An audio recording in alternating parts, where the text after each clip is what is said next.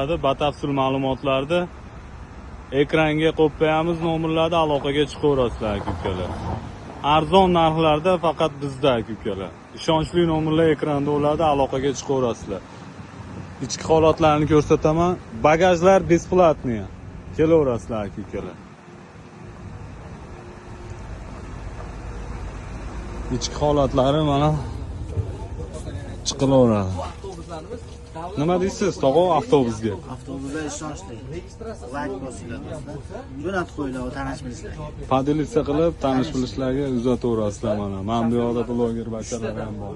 Uchtadan bo'lib, ular to'xtamasdan sizlarni manzilga 3,5, ya'ni soat hisoblagan bo'lsak 68-70 soat davomida manzilga yetkazib qo'yishga harakat qiladi.